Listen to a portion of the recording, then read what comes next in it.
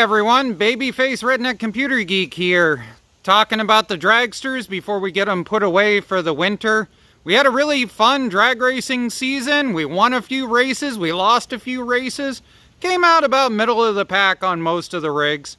Other than the hydro, but that's an experimental rig anyway. I'll talk about that in this video too. So, let's go take a look at what's going on over here.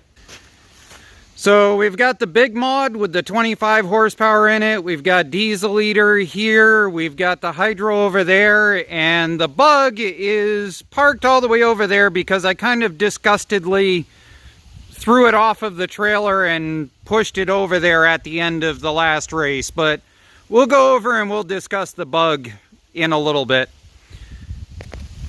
As far as the 1970s MTD Racer is concerned, this thing has been a champ. It has run great. It does have a major flaw in it, and the problem is this frame it's sheet metal. It is literally just pressed over sheet metal.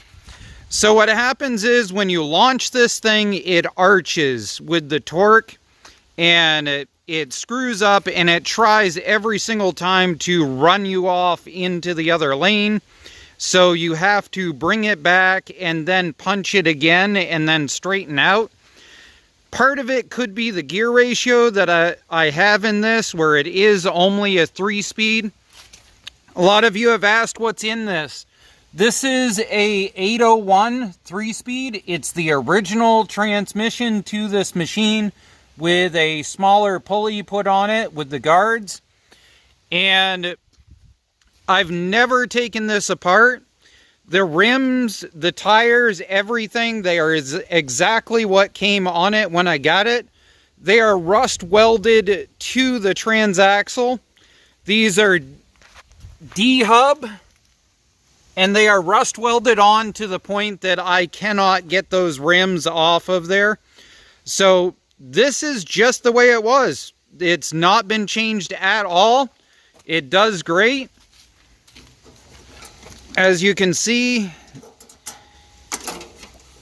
it is a monster of an engine. And this actually bolted right in exactly like this.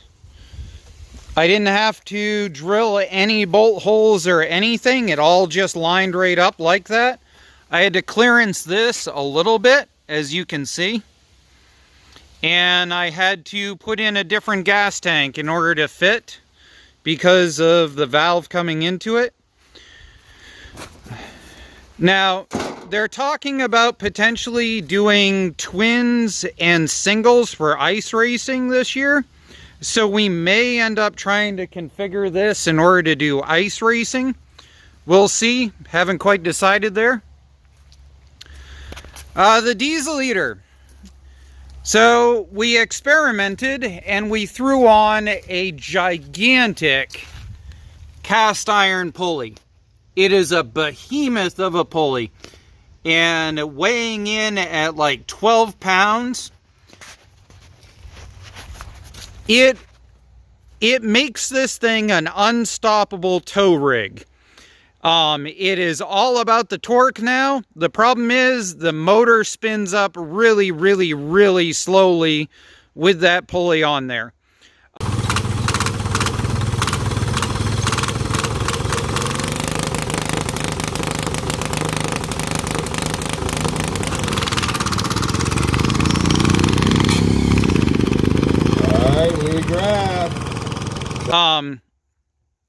Or rather, it spins up really, really, really slowly when it's in gear with that pulley on there. So I ended up shooting myself in the foot on diesel liter as far as the last race is concerned.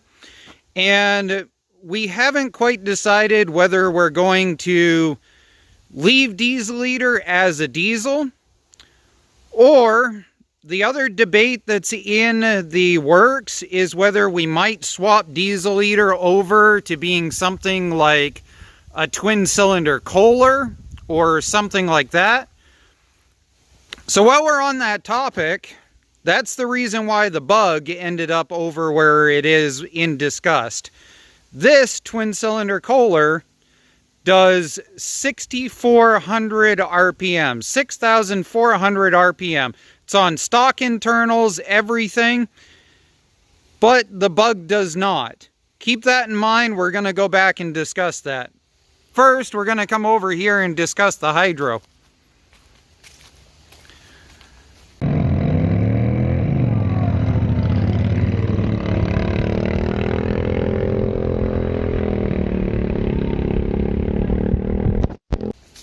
A lot of people have asked what the hydro has for a motor. It is just a regular standard 17 horsepower Briggs Intech. And it is a crummy 314 hydro in it. This was just simply a screw around. Let's see if we can do it. We managed to go and get with, I believe these are 18-inch tires. Let me see. 20s. So with 20-inch tires, the internal gearing change in the 314 hydro, we managed to go and hit about 26 miles per hour, and we did it consistently. The original gearing that I did burnt out the transmission and the pump without any issue. But the thing is, these are the crummiest hydro possible. It is a 10cc pump to a 10cc motor, hydro motor. And so you literally could not build a crummier version hydro if you had to. So that was a good experiment. We have another hydro that we're working on for next year in order to see if we can up the ante a bit. But 26 miles per hour out of a hydro, they said that it couldn't be done. Now, is it doable sustaining? Can you sustain, can you maintain, there we go, that's the word I'm looking for. Can you maintain that 26 miles per hour? No, not really. If I had geared it just a little bit less extreme, I bet this thing could probably hold about 16 or so miles per hour pretty consistently with less of an extreme gear ratio in the transmission. For those of you wondering what I'm discussing right now, if you're new to the channel, I'll post a link in the description for the video about building the hydro that's in this, and we'll go from there. So, let's do the magical YouTube teleport thing and come talk about the Bug. And the Bug. All the kids love the Bug. I ran the Bug for the very last race because of the fact that the kids love it. Now, the Bug has probably one of the stupidest belt routing systems possible in order to be able to run the MST transmission it's been converted to run.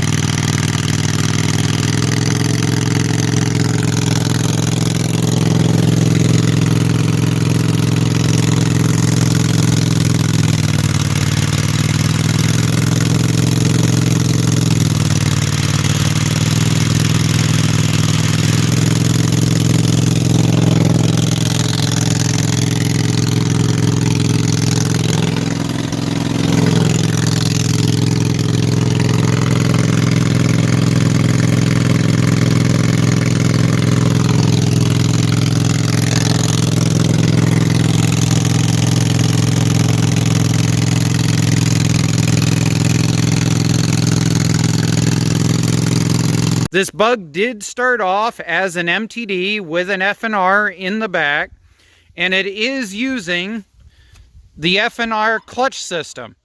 So an F&R is off, on. You actually press it to bring the clutch in order to go and engage it. So it works the opposite of how you normally would deal with a transmission on most of these, which makes it kind of unique and quirky. And the other thing that we discovered by doing this was that your leg is stronger than a clutch spring.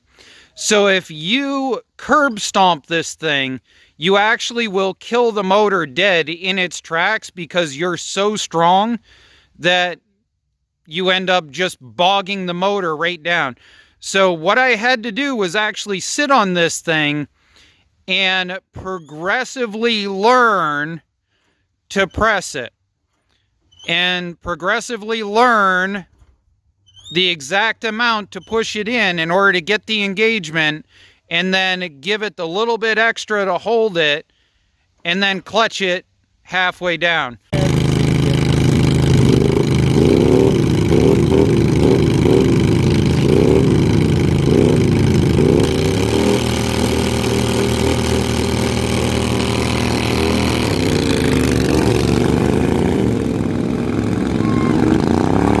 And this is a slap shift, just like the big mod. See? So that's reverse, that's neutral, and I give it a twack and it goes into third. I give it a twack and it goes into sixth gear. Now you might be saying to yourself, wait a minute, so first, third, sixth? That doesn't make any sense. This transmission has been gutted so that all it has in it is... No, fourth, I'm sorry. It needs to have third in it out of an MST. It has fourth in it. I went too high.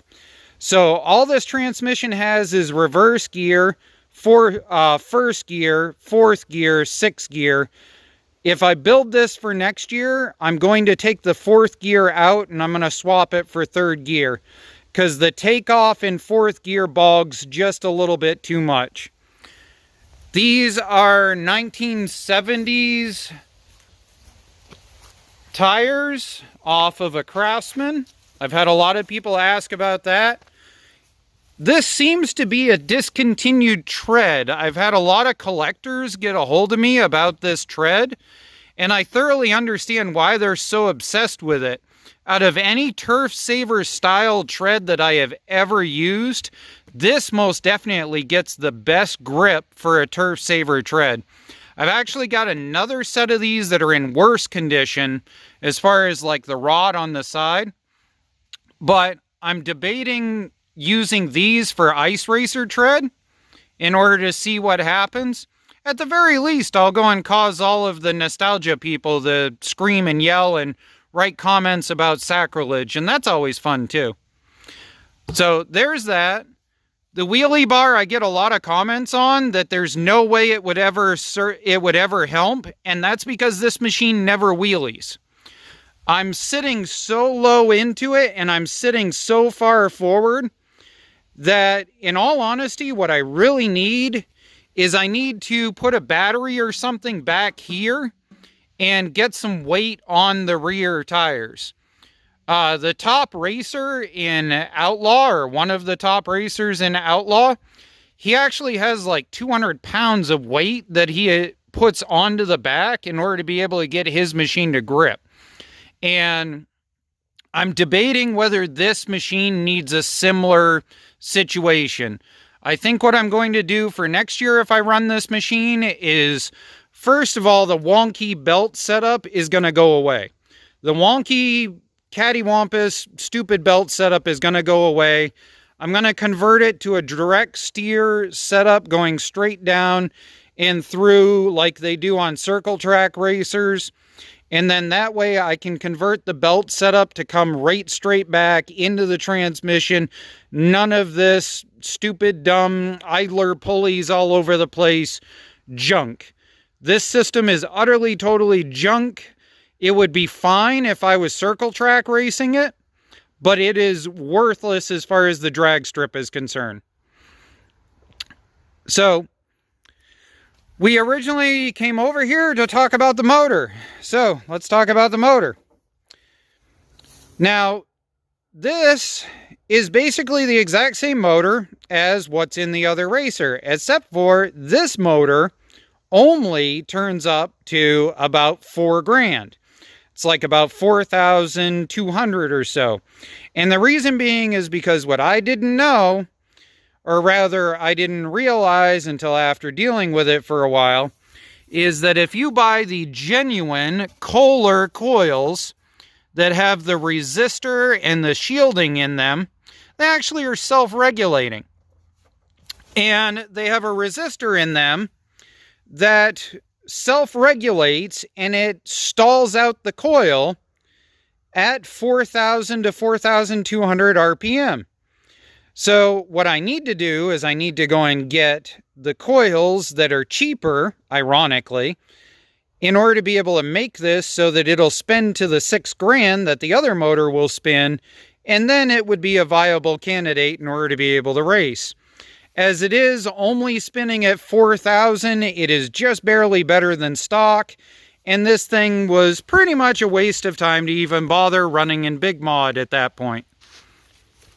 But it's a cool little rig. It has come a long way in the last 2 years, and I think we'll still mess with it next year.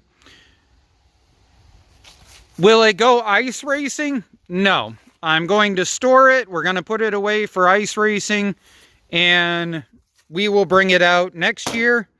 Part of the reason why I want to store this for ice racing and stuff like that is in the cold, plastic becomes very, very, very brittle, especially the type of plastic these are made out of. And I only have one spare hood for this, so I don't want to risk breaking the bug. So we're going to get that put away and move on to ice racing prep. So as you guys know, I picked up a Sears for being able to build for ice racing. We've still got the John Deere right here, which is the single-cylinder Kohler ice racer that we will probably decide to go and do a direct steer setup and change out the belt system that's in that for this year. The belt system that's in that is just as dumb as the bug and really needs to go away. I need to take the braking system and integrate it to the side and be able to go and get the belt so it's a straight shot with a direct steer. And then we've got the little Sears Suburban custom thing. I don't know. You guys keep correcting me on what it is or it isn't. Either way, so we've got that. We're going to go and get that up and running in order to be able to go ice racing with that, hopefully. As far as I know, I'll be the only person to ever go and build one of those for ice racing. If I'm wrong on that, feel free to go and correct me and post a link to somebody else who's done it. Because at this point, I'm thoroughly just winging it. We'll see what happens. And we got out to go play the other day. John actually drove Bouncy around, so he wasn't on the back of Mud Wizard this last time going out playing. So that video will be up in probably a few days from when I post this. I've got a ton of 360 footage to go and edit out of that. I ended up filling an entire 120 gig SD card with 360 footage because I kept forgetting to turn the camera off when we would stop. So that video will be up soon. I hope you guys have fun. We're going to get stuff put away. As you can see behind me, winter is coming. Have a good day.